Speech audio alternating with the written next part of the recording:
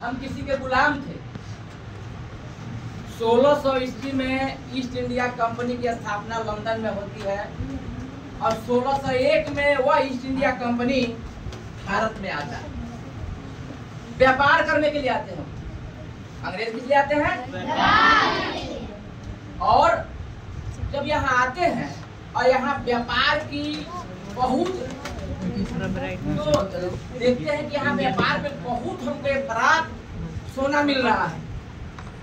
विदेशों का माल यहाँ बेचते हैं और यहाँ का माल ले जाके विदेशों में बेचते हैं, तो मुनाफा उनको सोना में मिलता था।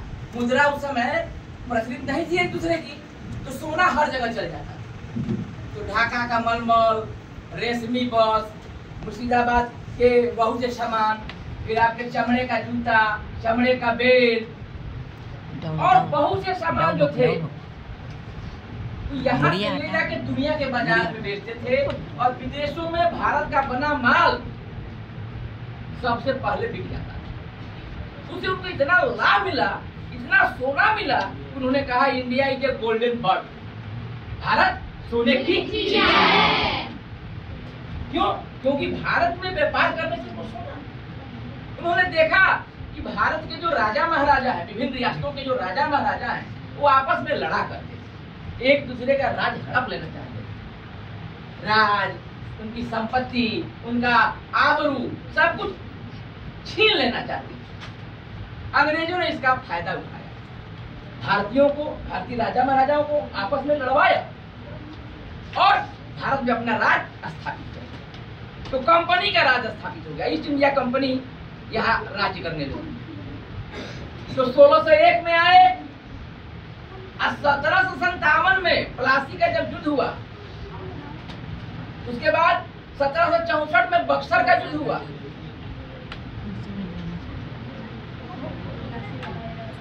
अब 1765 में इलाहाबाद की संधि हुई। उस इलाहाबाद की संधि के द्वारा आधा भारत अंग्रेजों का हो गया। फिर आते आते 18वीं सदी के अंत आते आते और 19वीं सदी की शुरुआत आते आते मैसूर का राजा हैदर अली और उसका लड़का टीपू सुल्तान बड़ी वीरता से लड़े, उनको भी परास्त कर दिए और दक्षिण भारत ही कब्जा कर दिया। पहले उत्तर भारत, फिर दक्षिण भारत, पूरे भारत पर अंग्रेजों का राज।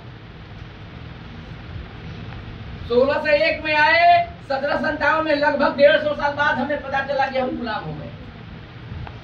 और 1757 से जब लड़ाई शुरू किए तो पता चला क्या कि प्रथम स्वतंत्रता संग्राम 1857 में, यानी 100 साल लग गए पहली लड़ाई खड़ी करने में। और 1857 में पहली लड़ाई खड़ी हुई। अब 15 अगस्त 1947 आते आते फिर 90 साल हो गए, तब जाके 15 अगस्त 1947 में। तो भारत को आजाद कराने में जैसा कि हम लोग को पढ़ाया गया है कि गांधी जी, नेहरू जी,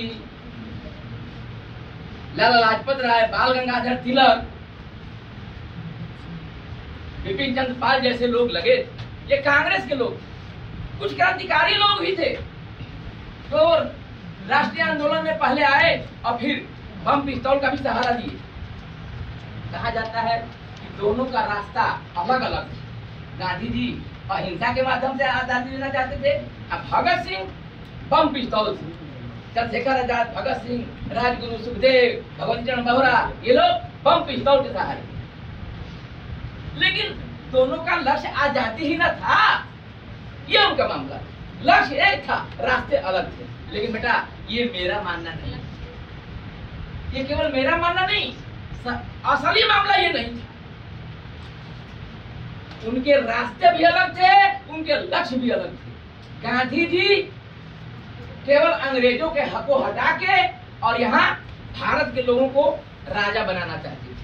कहते थे कि जान चले जाएंगे, गोविंद आ जाएंगे। जान अंग्रेजी नाम, गोरे चले जाएंगे, काले आ जाएंगे। लेकिन भगत सिंह का जो कंपनी था, भगत सिंह, चंद्रशेखर आजाद, राजगुरु, सुखदेव, शिव वर्मा, यशपाल, भगवती चरण बहुरा, खुदीराम बोस जैसे लोग जो थे, प्रफुल्ल चाकी, सूर्यसेन आदि जैसे लोग थे, ये कहते थे कि देसी विदेशी लुटेरे दोनों भारत छोड़ो, लुटेरा चाहे देश का हो और चाहे विदेश का, चाहे गोरा हो चाहे काला हो, हिंदुस्तान के जो असली ताकत है,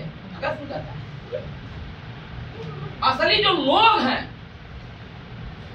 कुछ गांव में बसते हैं जो खेती करते हैं, और कुछ शहर में बसते हैं जो कारखाने में काम करते हैं। तो खेती किसान करता है और कारखाने में काम मजदूर करता है। तो कह रहे भारत जो है हमारा मजदूरों और किसानों का भारत है। अब मजदूरों, किसानों और नौजवानों का भारत कब बनेगा? जब हमारा राज होगा। हमारा राज यानी जनता का राज, मजदूर, किसान और नौजवान का राज। अब भगत सिंह का जो सपना था उसके अनुसार हमें आजादी नहीं मिली थी, हमें गांधी जी वाली आजादी मिली थी, जिसको भगत सिंह जी समय कहे थे 29-30 में फांसी से पहले कि आने वाले 15-20 वर्षों में हो सकता है, जैसा कि लग रहा है कि कांग्रेस और गांधी जी के नेतृत्व में अंग्रेजों से एक समझौता हो जाएगा और उस समझौते के बाद जो हमें राज मिलेगा उस राज से आम मजदूरों, किसानों का भला होने वाला नहीं। उसे कौन भलावान होगा? तो बड़े बड़े धन्ना सेठ, बड़े बड़े नेता, बड़े बड़े अधिकारी।